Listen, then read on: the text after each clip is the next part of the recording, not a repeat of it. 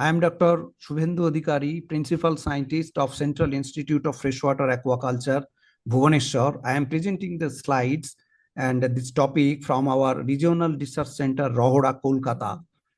The title was given that soil and water quality management for successful aquaculture. And I am slightly changed it as our in India particularly, it is Indian major crops are there dominated. So far as culture practice is concerned, more than 90% production from aquaculture, it is coming from Indian major carps. And in the carp culture practices, three types of ponds in general, we do practice all over the country. That is nursery rearing and stocking fish ponds. And everything has been covered in very briefly. So I am slowly moving one or two slides. So management of nursery rearing and stocking fish ponds. And the different types of ponds, nursery ponds where spawn were reared to fry stage, and in carps it takes about 15 to 20 days to grow spawn to fry size. Then rearing ponds, these are the ponds where fry are grown to fingerling size. In carps it takes about 2 to 3 months to rear fry to fingerling size. And grow out ponds, or sometimes we call it stocking ponds. In these ponds fingerlings are stocked and grown to harvestable size. Carps are grown to fingerlings to marketable size in about 10 to 12 months. Now, some important points we have to keep in our minds before culture the fish. That is proper combination of fish species, proper ratio of fish species. Say, for example, Indian major carps, mainly Labio rohita, Katla, and Shiranas mregala. Then that is the proper combination and proper ratio, that is 30 and plus 10, that is another some species if available at the time of stocking. That's why proper ratio. Then proper stocking density of fish species. In general, we stock in our fish culture practices, that is 5 to 7,000 numbers of fingerlings in 10,000 square meter or 1 hectare pond. And 1 hectare pond with 1.5 meter water depth. When aquaculture practice, we call water is also very important commodity. And our fish, they do not consume water, but it is highly needed for their growth, for their reproduction, for their all activities. Proper water quality and water depth is very important, because throughout the year just we culture it, and say there are seasonal variations. At monsoon times, water depth may be up to 7, 8, 9 foot depth, or during summer season, say for example April, May, June, water depth may be reduced to 3 feet or even beyond that. So that should not be, because we have to maintain at least 5 feet of water or 1.5 meter water depth. That is highly needed. And proper water quality, that I will discuss very soon. Then proper fertilization, proper feeding, and proper use of harvested water or aquaculture effluents. What in general we do for the growth of fish, that for plankton productions we fertilize the ponds, and directly also we can feed the fish so that fish will grow. And after harvesting, after that completion, after harvesting, say 6 months culture, 8 months culture, or 10 months culture, that harvested water, as it contains lots of nutrients and organic matter, so that's why their proper use should be required. Because in very common practices, we in general, we just dewater the pond and we just keep the water in nearby canals or nearby any water bodies or small water bodies. That should not be. It should be properly treated, otherwise it will create problem. Then just a pre-stocking management. Before stocking the fishes, we do that needs to be prepared such that pond environment provides optimum condition for growth of the fish. And the pond environment should be free from predator fish or aquatic weeds, weed fish. It should have optimum water quality parameters, and sufficient natural food should be available in semi-intensive culture systems. In general, fish culture systems, intensive, semi-intensive, and intensive culture. So 5,000 to 7,000 numbers, we call it the appropriate one. Sometimes we call it semi-intensive. And if we go beyond that, say 7 to 9,000 or 10,000 numbers of fingerlings per hectare of ponds, then we call it intensive cultures. The steps involved in pre-stocking and post-stocking management are similar in the nursery rearing and grow out ponds. An additional step in the pre-stocking management in nursery ponds, that is the eradication of aquatic insect which predate on spawn and fry. The pre-stocking pond management are mainly drainable ponds, which can be dried as follows. That first we drain it and dry it, then plowing it, then liming, then filling with water and fertilization. And perennial undrainable water bodies require the following additional pre-stocking management measures, that is control of aquatic weeds and eradication of weed fish and predatory fish and animals, mostly done in the nursery pond. Now, first step is drying. This is considered as the initial step of pond management or pond preparation. Before culture begins, the pond should be dried for 7 to 8 days. The importance of drying is mentioned below, that is oxidation of organic matter, degassing of toxic gases such as ammonia, hydrogen sulfide. It kills pathogenic microorganisms, kills predatory and weed fish, kills unwanted aquatic plants. What we want to mention over here, because year after year from the same pond we produce. So that's why different types of inputs we use, and that fertilizer and feed, that uneaten feed, they will accumulate at the bottom, and that they can create the toxic gases. That's why drying is important, so that toxic gases can be converted. I'd say, for example, ammonia can be converted into nitrate, sulfide can be converted into sulfate, so that their toxicity can be reduced. So that's why the drying is very important. Then plowing, the pond should be plowed with wooden plows or power tiller or tractors. Plowing helps in mixing up of soil, which helps in oxidation of organic matter, proper degassing of soil from toxic gases, mineralization of nutrients, which I have already explained. And pond bottom is important for productivity, since process of mineralization of organic matter and release of nutrients to the overlying water takes place. Liming helps in improving the quality of the pond soil, thus enhancing the productivity. And that's why different types of liming materials we used in our ponds, that is agricultural limestone or calcite, that is calcium carbonate, or dolomite, calcium carbonate, magnesium carbonate, or calcium hydroxide or slate lime, or calcium oxide or quicklime. Mainly we use agricultural limestone or calcite. Sometimes we can use dolomite, particularly in Assam they use dolomite, because dolomite is to some extent costlier than the agricultural lime. So agricultural lime is the best option to do that. Only some special cases we advocate for the application of quicklime, because it can enhance the water temperature suddenly, and sudden fluctuation of water temperature can create shocking movement of the fishes. The dose of a particular variety of lime depends upon the effectiveness and soil pH. Generally 200 to 500 kg per hectare of lime is used for application to the pond soil. Liming helps in correcting soil pH, mineralization of organic matter, that means decomposition of organic matter, release of soil-bound phosphorus to water. Phosphorus chemistry is very peculiar. They are bonded.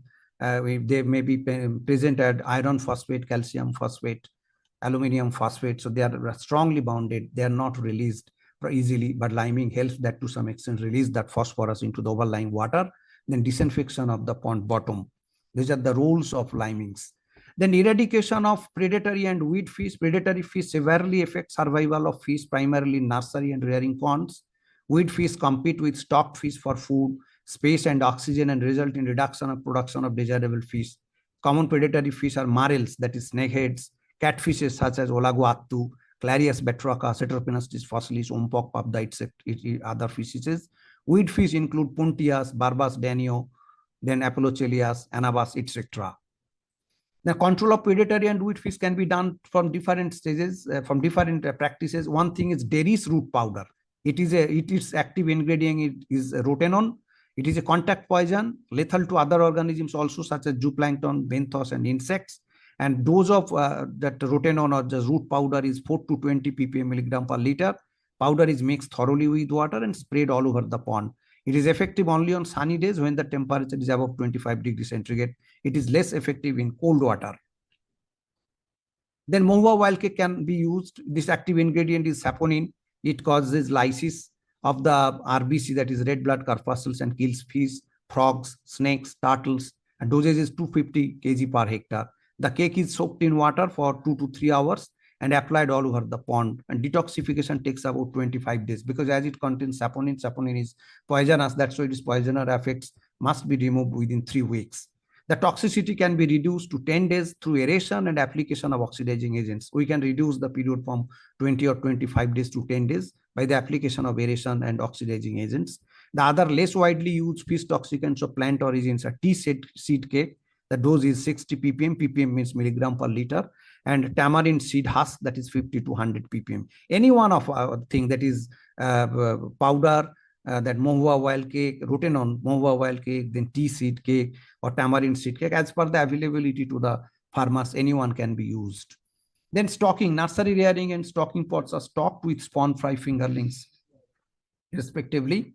They need to be acclimatized in ponds before stocking to prevent abrupt changes in water quality, which will stress them, resulting in poorer survival. Generally, monoculture is followed in nursery and rearing ponds, while polyculture of carps in followed is grow out ponds. Now, different types, say for example, katla, rohu, mrigil, they can be cultured particularly in the nursery ponds. Then when rearing, the space is limited, polyculture is also followed in the rearing ponds. Grow out culture for carnivorous is done under monoculture. The stocking density is followed vary according to the level of management that can be undertaken. For example, when carp spawn are stocked in earthen nursery ponds, stocking density of 300 to 500 numbers per square meter of pond area. Per square meter means 10,000 square meter is 1 hectare. So 10,000 into 300 means 30 lakhs, or 50,000 into 10,000 means 50 lakhs. That means spawn can be stocked in 1 hectare ponds. The number should be 30 lakhs to 50 lakhs.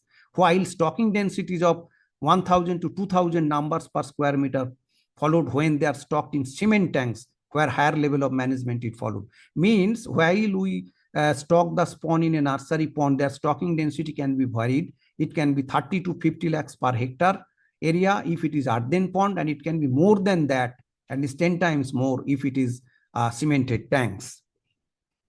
The rearing ponds are stocked with carp fry at the rate of 20 to 30 numbers per square meter in rearing ponds, while carp grow out ponds are stocked at 5,000 to 10,000. Sorry, this number will be 10,000. That is not 1,000 numbers per hectare when polyculture is followed. Now that I have already told to you. Then stocking has to be done in cool hours. Early morning is better, but they can be stocked in evening or nights also. But we should not do that. In general, we should do it in cool hours, early morning at around 8 a.m. One disadvantage of stocking early in the morning in fertilized ponds is that if plankton bloom is heavy, dissolved oxygen could be less in the early morning. So there should not be much more plankton. The disadvantage of stocking in the evenings is that the temperature of the water may be high, resulting in stress to the stock fish.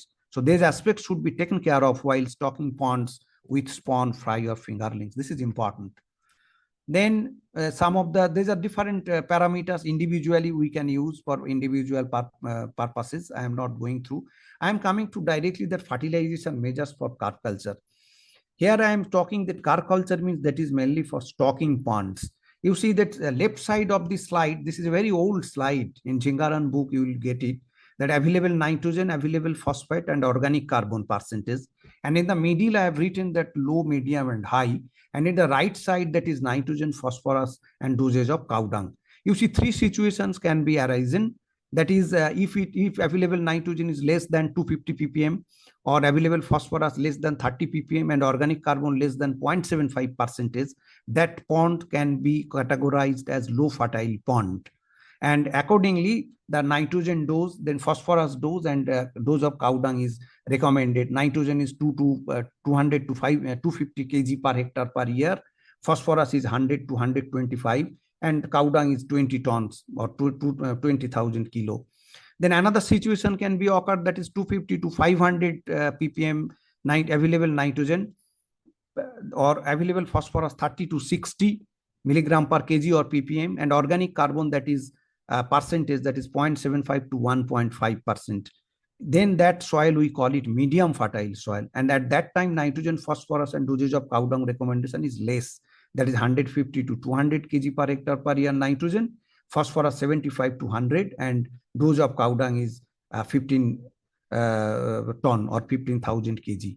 And another situation can be occurred, that is greater than 500 kg nitrogen, available nitrogen, 500 ppm, then greater than 60 ppm of phosphate, and organic carbon 1.5 to 2.5%. If it is there, that soil can be considered as highly fertile. And then nitrogen, phosphorus, and dose of cow dung is comparatively very lesser, that is 100 kg nitrogen, 50 kg phosphorus, and 10 ton cow dungs. And fertilizer should be applied to the ponds fortnightly at equal split dose. Here, just I want to mention This is recommendation can be done only after the analysis of pond bottom soil. At least if not every year, 3 years, 4 years interval, we can collect soil samples and we can analyze from nearby agricultural university or any BSc chemistry honors laboratory. That can be analyzed easily and it can be done. Or so many KVKs nowadays, Krishi Vigyan Kendras are available.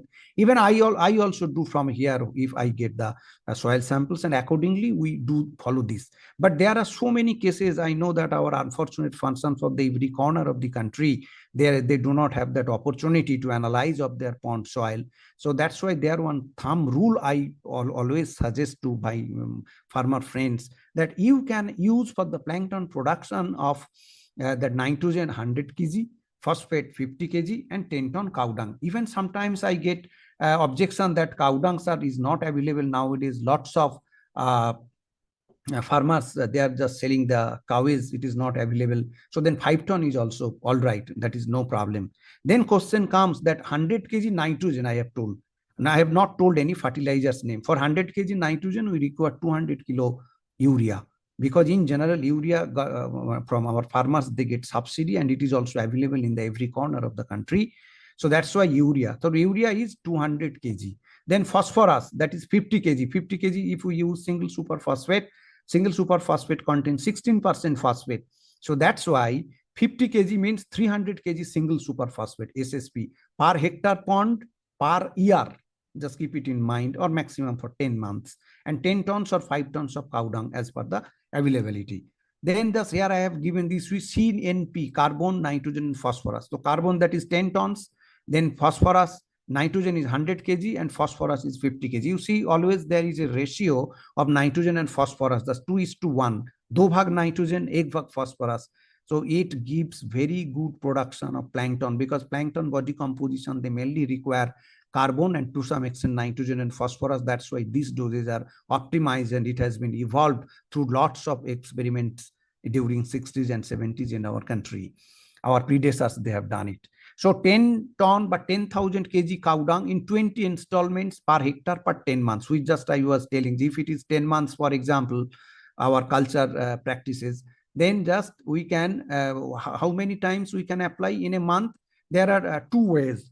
You see, 3 ways. We can apply weekly intervals, we can apply 10 days intervals, we can apply fortnightly or 15 days intervals. And we have seen it that weekly application or 10 days application or 15 days intervals, there is in general no difference.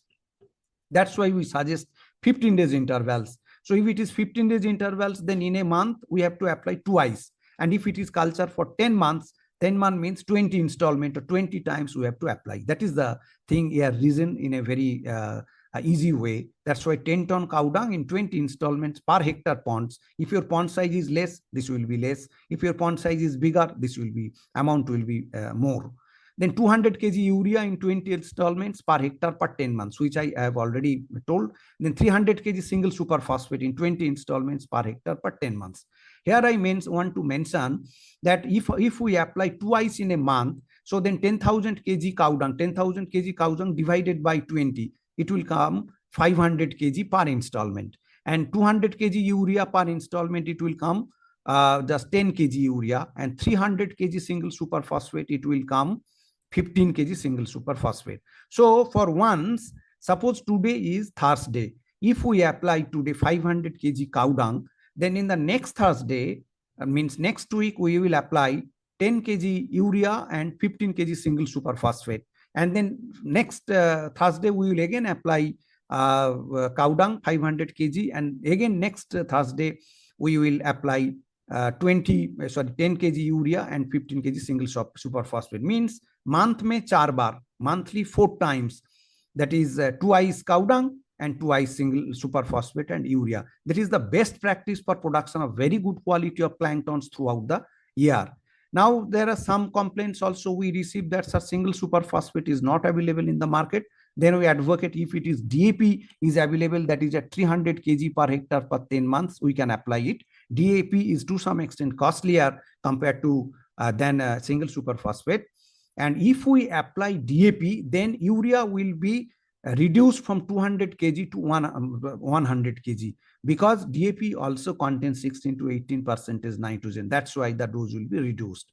And then question comes that what type of cow dung we will use, whether it is fresh cow dung, whether it is 5 to 6 days old cow dung, or whether it is 3 weeks, 4 weeks old cow dung. 5 to 7 days old cow dung is very good. Sometimes we avoid just fresh cow dung, means today's cow dung, or tomorrow, or just day before yesterday's cow dung, because freshly, if that your cow is given any antibiotics for any disease, then as antibiotic is non-biodegradable, so there is possibilities of chance of coming that antibiotic through the dung of that cow.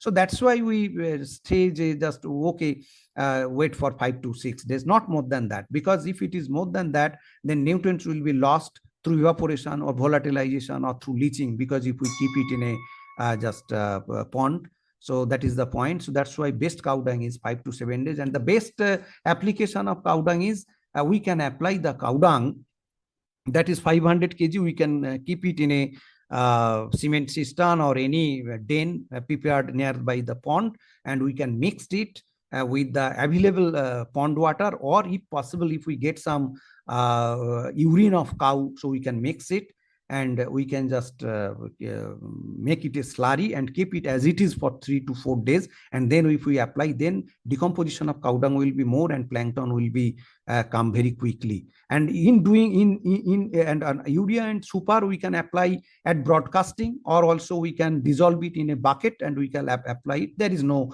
difference. Anything you can do that.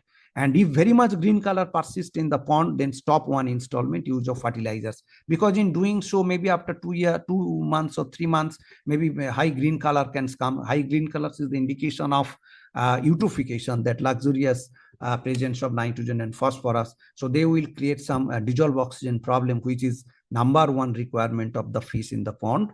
So that's why 3 solutions can be there. #1, if green color persists, we can stop one installment. If it is not possible, then we can if possible, or if available, that is 250 numbers or 300 numbers of silver carp, 150 grams or 200 grams, we can stock in the pond. They will eat away all the green colors. Green colors means microscopic plants, that is phytoplankton, and silver carp, they prefer that phytoplankton. If also that is not possible, then 5 or 6 inches water, surface water, we can release it from the pond. And if good quality water is available nearby, then we can add it. Nowadays, in global warming or water scarcity is problem. So that's why any of the options we can do it better. If we very clearly, whatever just I have told, we can do that. So this will be very nicely continued. There will be no.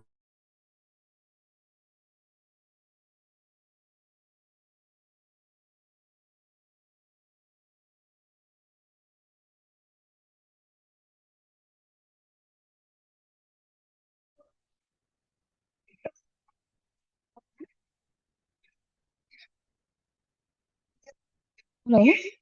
Sir, you got disconnected, I think.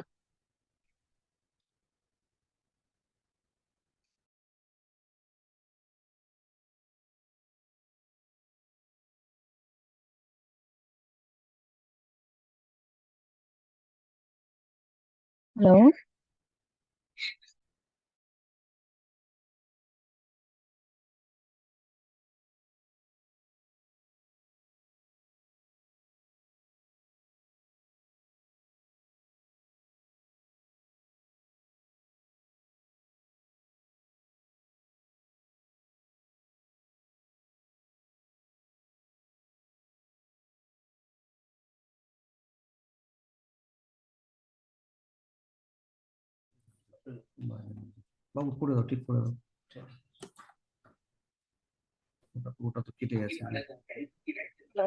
Just a minute, I'm just Okay. coming out, because our current is giving some problem in local area. Okay. Just coming to that slide. Okay.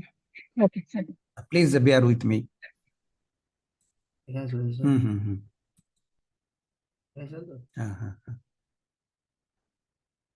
Okay, it's fine. Okay. I think we are discussing over here. Now I am Yeah. audible, ma'am? Okay. Yes, So you're audible.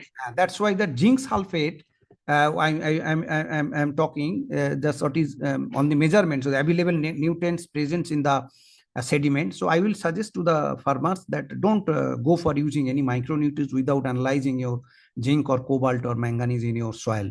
I want to mention here also that what is the meaning of available? I am not talking about total nutrient or total nitrogen or total phosphorus. I am talking at available. Available means, so far as aquaculture is concerned, we must mainly give importance on the natural fish food organisms, means plankton.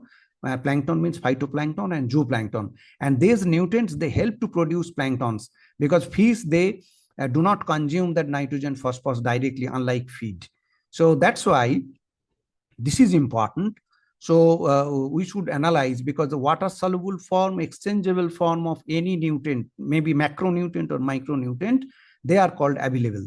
So that thing just I have presented over here, just for give an idea, that is the role. Because if we apply zinc manganese sulfate to the ponds, then the 10% weight by weight, that plankton production will be more. Because you see the plankton productions, we know that is in the school level 9-10 formula we have seen, that is photosynthesis.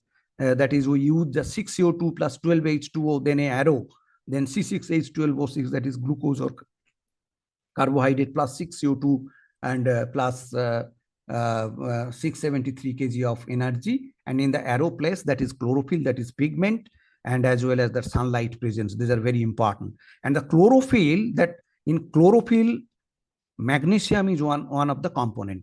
And by chemical nature, magnesium and manganese, they are same almost. So that's why if we apply manganese sulfate as a micronutrient, it will produce more plankton in the pond.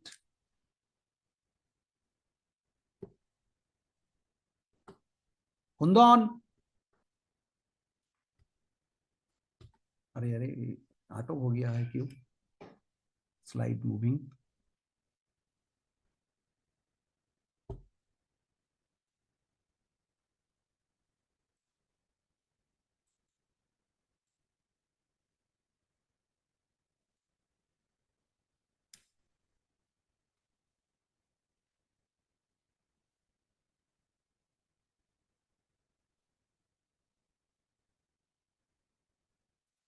Now it is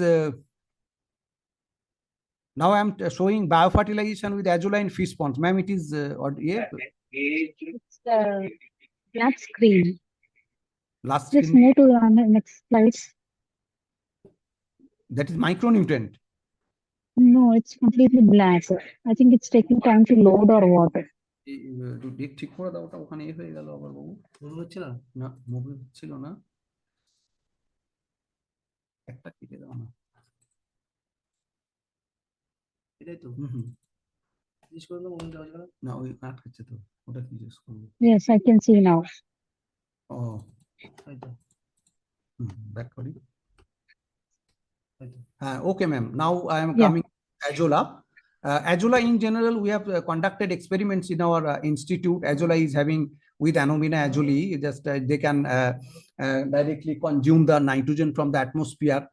But for 80 kg nitrogen, I was talking about 100 kg. So 80, from 40 tons Azolla, if we apply in a 1 hectare pond, then at the rate of 2%, so 80 kg nitrogen can be fixed.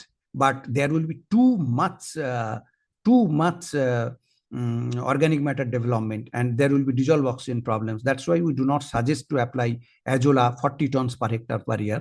Rather, if someone is interested to apply Azolla in their fish ponds, then one corner of a pond, they can give some Azolla, and with a tight rope, with 2 bamboos, they can just keep it there. Otherwise, if it is free, then within 4-5 days, the whole pond will be covered with Azolla, and then there will be oxygen problems, and Azolla will decompose, and lots of other problems will come. So that's why Azolla can be applied to some extent, only one corner of a pond. It will also, another way it will help it, particularly in the summer season, as global warming is there. Sometimes if water amount or depth is comparatively less, so it will be much more hotter. So fish, particularly from 10 to 11 a.m. to 3 p.m. to 4 p.m., So they will come below that cover, and they can stay over there. Again, just as soon as sun will be slowly going to the west, and they will come out. Then one advantage is there. But azula under any circumstances should not be filled up with the ponds. So this is not good for our aquaculture purposes. Then just different liming dose at analysis. This is very important, because I have told, you see, if there is our freshwater fishes, they prefer neutral alkaline pH. Their growth, their reproduction, everything depends on a very nice water pH of 7 to 8.5 or 9. So that's why soil pH is also very important. So these are the recommendations after measuring of soil pH: 4 to 4.5, 4.5 to 5.5, 5.5 to 6.5, or 6.5 to 7.5. And we have categorized as highly acidic, medium acidic, slightly acidic, and neutral acidic. And dose of lime kg per hectare: 1000 kg, 700, 500, 200. This is the soil. What I mentioned over here, sometimes farmers, they do not analyze soil and they don't apply lime to the bottom of the soil. That's why if we thus apply lime to the water, then every 15 days or 1 month's interval, the pH will drop, because some of the acidity will be developed because of the application of cow dung and other fertilizers. And that's why in every month, if it is not possible for the farmer brothers and sisters to analyze their soil or water pH, so they can apply just 25 to 50 kg lime per month, 2 into 5 to 50 kg lime per month, to correct the pH of water, and also the, to some extent, environment, because to maintain the hygiene conditions, they will sometimes kill the pathogens because of the presence of their bleaching habits. Now, the important thing is that one question I want to mention, that then cow dung, single superphosphate, urea, lime, whether we can apply it all at a time. The question is no. We can apply all at a time, particularly cow dung, urea, and super. It's fine, but not lime, because phosphorus and lime, there will be interaction. It will form calcium phosphate. And once it will calcium phosphate, it will not be available. So then there will be, in spite of addition of fertilizers, no plankton will come. So that's why we suggest that every month before application of cow dung to the ponds, better we should apply lime, 25 to 50 kg per hectare per month. Then after 3 to 4 days, we can apply lime, cow dung, and after 1 week, then urea and single superphosphate fertilizer. Then some important desirable water quality parameters. These are for stocking ponds. The dissolved oxygen should be 5 to 7 milligram per liter, pH 7 to 9, transparency 20 to 40. What is transparency? Because that water, mainly water, that texture, or rather I should say, because if a pond water is too much transparent, it means that there is no fish food organisms. And if it is too much turbid, that means there is muddy particles, sedimented particles are there. So neither too much turbid nor too much transparent water is desirable. So some transparency should be there, but not full. So that's why in a centimeter meter scale, just we measure it. And if it is 20 to 40 centimeter, it is very nice. Because if it is too turbid, the sedimented particle will accumulate in the gill of the fish, and there will be gill rot disease. So that is not good. Particularly too much turbid water we see at the onset of monsoon after summer, because different areas, washed out things, they will come and ultimately accumulate in a low-lying area like pond, if there is not proper band or proper well furnished farm. Most of in our country, our individual ponds, there is no band area. So that's why after rain, it comes ultimately to the ponds. So that's why this is very important. And free carbon dioxide should be less than 8, because too much carbon dioxide, if it is there, it means that photosynthesis is not doing properly. Just now I was talking about photosynthesis. That means carbon dioxide is not being utilized, and carbon dioxide will be utilized and dissolved oxygen will be produced. And that dissolved oxygen is the main criteria for our living conditions of the fishes. Then total alkalinity and total hardness, you see, that is 70 to 300 and 60 to 250. Here I want to mention, particularly for nursery pond, rearing pond, and also hatchery, we want less alkalinity or hardness. If hardness or alkalinity is more, it is good for the stocking ponds, for the bigger fishes, but not for the smaller fishes and also for the hatchery, because mainly alkalinity and hardness, that means calcium carbonate, magnesium carbonate, or magnesium chloride. You see, mainly all the in a very just loosely speaking, we can say calcium, magnesium, sodium, potassium, the cations, they're responsible for hardness, and alkalinity, that is chloride, sulfate, carbonate, bicarbonate, and hydroxyl. That's why in some textbooks we get that 5 types of alkalinity. But mainly in our freshwater, carbonate, bicarbonate alkalinities are important, because chloride, sulfate alkalinity is brackish water. It is, they are not in our freshwater. It is. So that's why alkalinity and hardness, it should be within 100 for our hatchery water or our nursery and rearing ponds. But higher alkalinity is always very good for the production of our stocking ponds. And dissolved nitrogen and phosphorus, you see 0.2 to 0.4 ppm and 0.1 to 0.2 ppm. Here also 2:1. And all these water parameters will be maintained if we properly fertilized, which I have shown in the previous slides. So that's why I have showed the fertilization schedule first, which will automatically maintain all the water quality, desirable water quality parameters for the high water productivity and water growth were there. Now, just another important thing I want to mention, nowadays some farmers and also organic farming, very often just we talk, there is a misconception. What is organic farming? The general people, they have one notion or concept that inorganic fertilizers are bad. With all responsibility, I am sharing with you all friends, chemical fertilizers are not harmful. Chemical fertilizers, you see, for example, urea, what does it contain? It contains nitrogen. Apart from that, no heavy metals, pesticides, antibiotics, pathogens. So then in which way it is bad?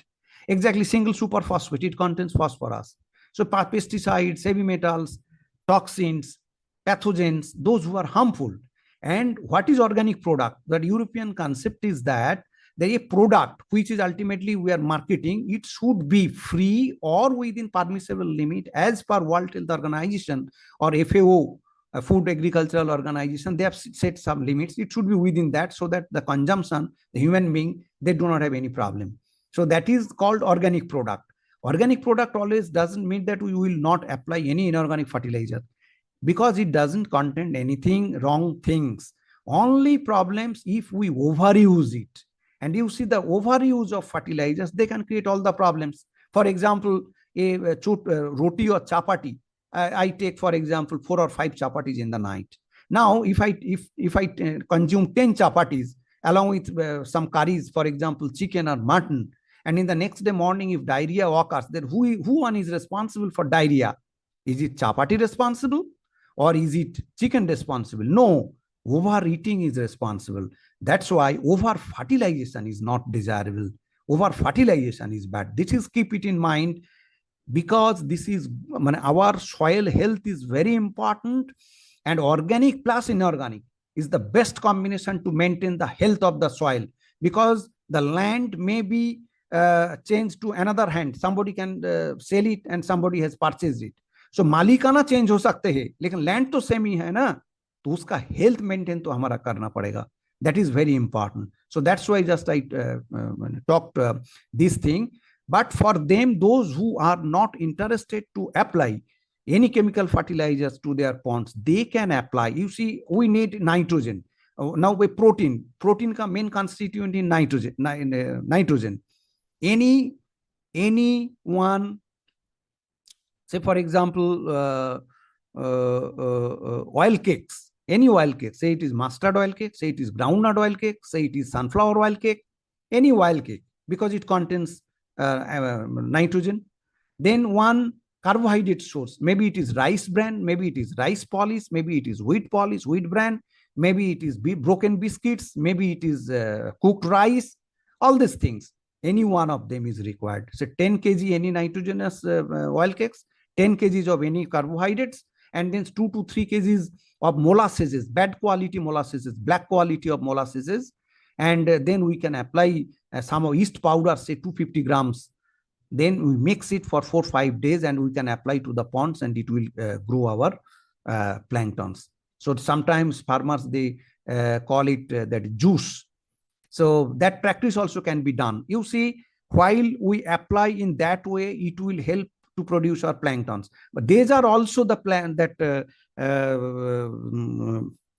rice brands or any types of brands that carbohydrate source and that oil cakes, they are also can be used as a feed preparations, pelleted feed in the market. But the way I told, if we use in that things, it will produce planktons, and that at that time there is no need to apply to your fertilizers. But I am with all responsibility saying it is the good practice that cow dung and to some extent urea superphosphate, it will produce continuous supply of planktons to the ponds, and plankton is the original foods of our Indian fishes. Because you see in the river, in any water bodies, nobody is going to apply any feed, how the fishes are growing. So as we in the aquaculture practices, so that nitrogen, phosphorus and carbon, these are very required for the production of planktons. Now, some of the turbidity, which just I have already told, it is desirable is 40 to 60 centimeters. And if it is too much turbid with suspended particles, we can apply manure application 500 to 10 kg hectare per year, or gypsum application 250 per 500 kg, or alum application 25 to 50 kg. What is gypsum? That is calcium sulfate.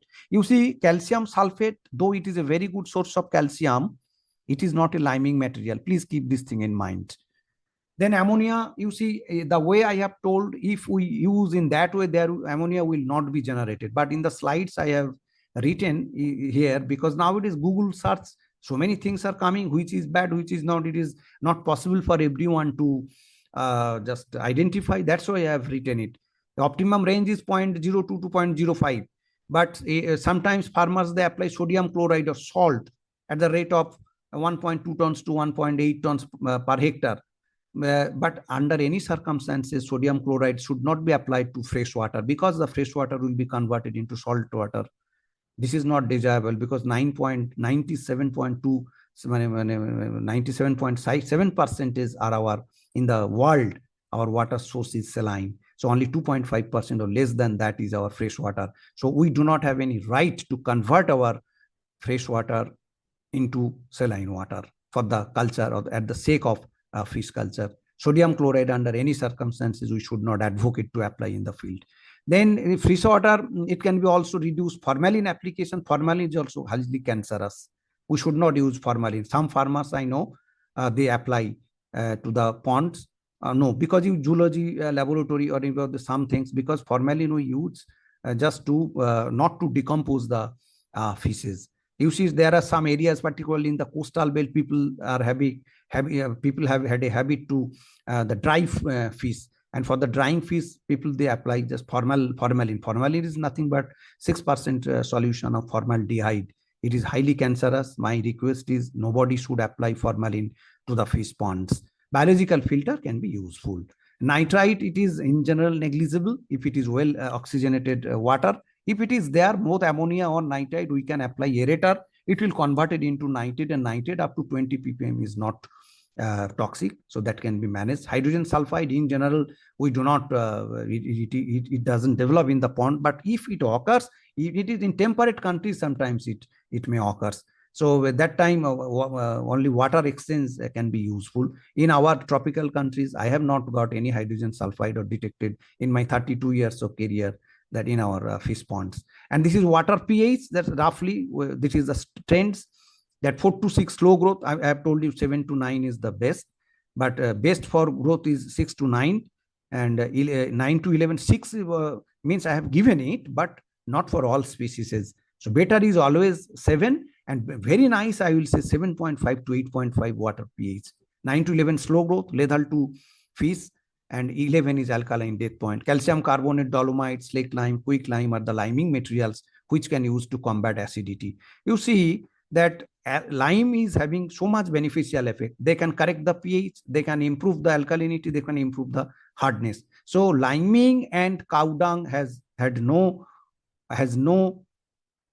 alternatives in the aquaculture practices. I will say they are very, very beneficial. Total alkalinity, I have already told, it can be low alkalinity ponds can be treated with lime. Low hardness can be treated with lime. And carbon dioxide, I have already told, it should not be more than 8, but if it is less than 8, it is nice. If it is more than 8, then lime application also just solve it. And here just I have kept one slides that if we scientifically practice that aquaculture after correcting soil and water, that production and productivity can be improved. I have presented over here from 3 different areas of Bhubaneswar and periphery area, that is Gop Puri, Sakhi Gopal Puri and Jajpur. Farmers practice and recommended practice. What just I have discussed so much times, and 4 parameters we have seen. You see, for farmers practice, pH 7.3, alkalinity 70, phosphate 0.008, very less, nitrogen 0.08, and they were getting production of 3.8 ton per hectare per year. And after that fertilization schedule, we have just recommended, after doing that, water quality parameters also improves from 7.3 to 7.8, 70 to 90, and phosphate, that is 0.008 to 0.2, and nitrogen 0.08 to 0.4, and productivity increased from the same pond 3.8 tons to 6.3 tons, and productivity per kg per hectare meter also increased from 2 to 3.31. Sakhi Gopal, same thing, their productivity also increased, from their water quality also improved, and productivity increased from 4 tons to 6.5 tons per hectare per year, and their water productivity also increased from 2 to 3.25. And Jajpur district, the same thing we have also recommended, and so 3.5 tons per hectare per year to production increased 6.5 tons per hectare per year, and water productivity also increased from 1.94 to 3.61. Just to give an idea for you people, I have just kept this slide. Then these are some different types of crops, then water requirements, their yield, then productivity of water, carp culture, fungus culture, rice and wheat. And you see that from carp culture, water productivity 2 to 3 kg per hectare meter per hectare area, and that is a millimeter, and water depth, water area, the calculation is there. And fungus culture, as fungus, you see yield is more. That's the carp culture, I have kept 4 ton to 6 ton production, and for fungus it is 10 tons to 15 tons. Accordingly, water productivity is more. And rice, it is our staple food. Water productivity, though it is 3.7 and yield is less, but we have to produce rice as it is our staple food. Wheat is also same, just for comparison, because nowadays there are lots of problems among the farmers. You see, till today there is no water is earmarked or earmarked for aquaculture water, unlike irrigation water. Irrigation water is there. So that's why people sometimes they complain, just we do not get water for produces our vegetables or produces our rice, how much amount of water we can give you. So all these types of things, that's why we have calculated, and we have just presented to give an idea about that things. And some water quality of carp culture in the Kolerulik area of Andhra Pradesh, we did it 15 years, 20 years back. I have just kept it because at the initial stage that water quality were poor. But after harvesting of the fish, after culturing of 8 to 10 months, the water quality becomes poorer because of, at that time they use not the pelleted feed, that is tons and tons of cow dung and lots of other inputs. But our interference, they have just changed it now. Then fungus culture, it was water quality was poor. Poor water quality are being used for the aquaculture practices. And after harvesting, that poor water is being converted into degraded or very poorer conditions. But now the situation has changed.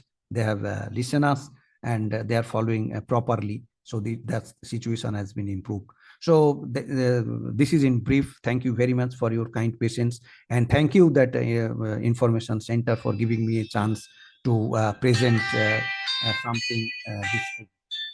Thank you.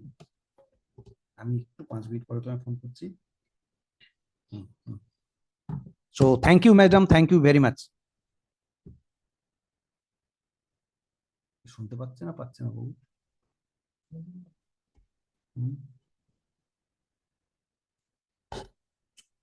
Hello, হলো নাকি? Yes, sir. Thank you for the detailed presentation. Now, since we're running short of time, I'll take a few questions from our participants. Okay, ma'am. Actually, the presentation was supposed to be for 30 or 40 minutes maximum. I know, Okay. ma'am. So, You see, if they are having questions, they can mail me, or you can take my numbers. You can, I think, you have your numbers. You can give it to them. yeah. They can call me at any time. Okay. I'm ready to Okay. Okay. clarify with them. I'll be happy. Okay. Okay. No Sir, you problem. can stop sharing the screen. You can Okay, stop sharing the screen. okay, ma'am. Okay, ma'am. Okay, ma'am.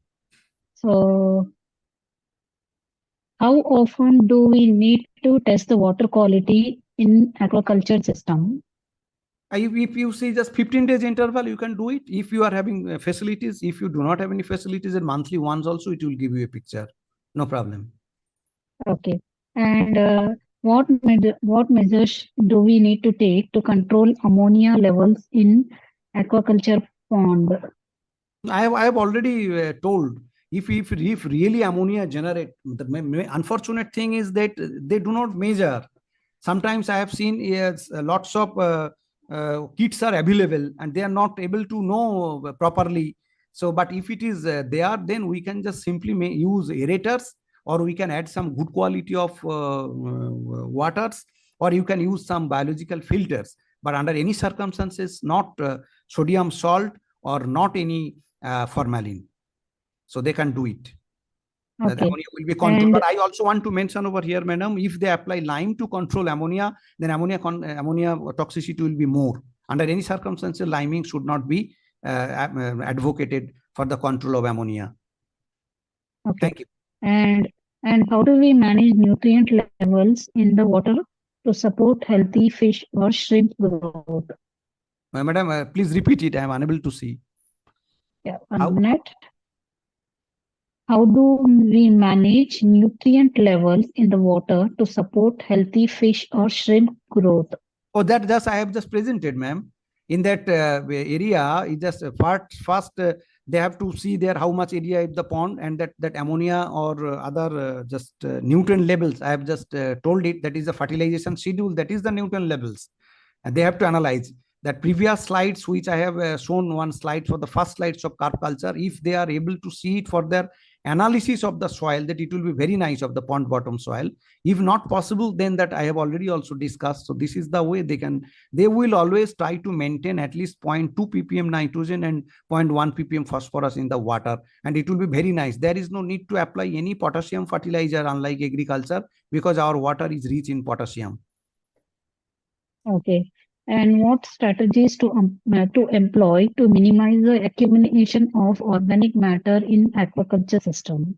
It is very difficult, madam. If organic matter, you see, organic matter is good for aquaculture practices, no doubt. But beyond 2.5% to 3% organic carbon, it is very difficult. That's why we will see in, say, old ponds in a village, there is lots of mud, and mud is very difficult because 2 to 3 feet. If mud is too much or organic matter is too much at the bottom, there will be reduction. That means oxygen problem will be there, as well as the nutrients will be converted into different gases. So then productivity will decline.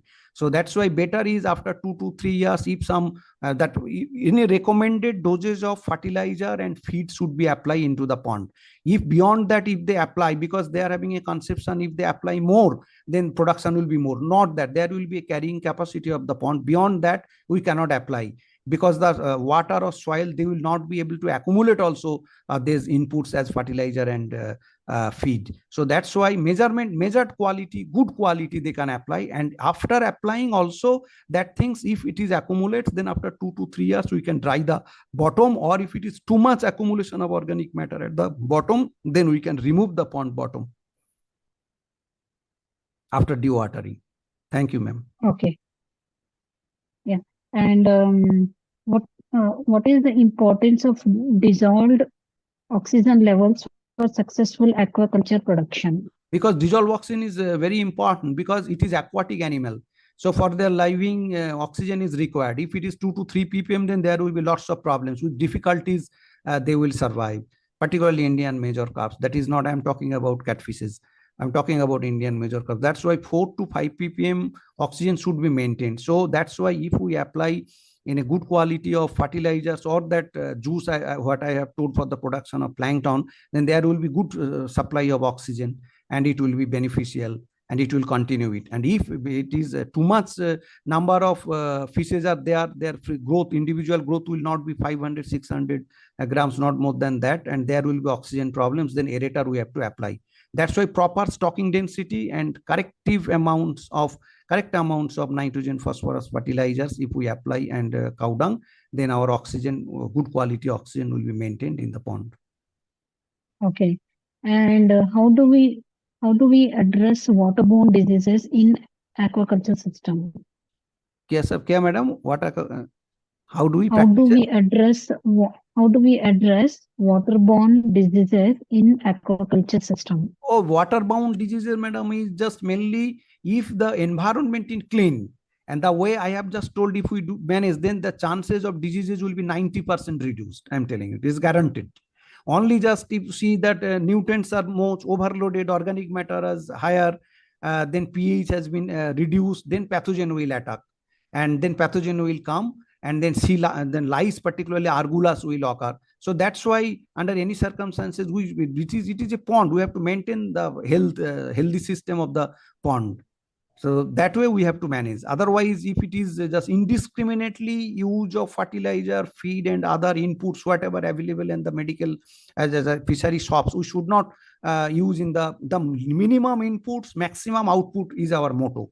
If we maximum output, a maximum input, then it will be difficult. Before application of anything, we should realize that why I am applying to this my pond, what is its role. Sometimes lots of other things is available that shopkeeper is advocating, okay, you apply it, and later on you give me just prices. So that system is not good at all. That is not good. So that's why the proper management, that means the way we are applying the minimum inputs, it will give us, there will not be waterborne diseases. It is guaranteed. Okay. Next, ma'am. I'll take up the last question.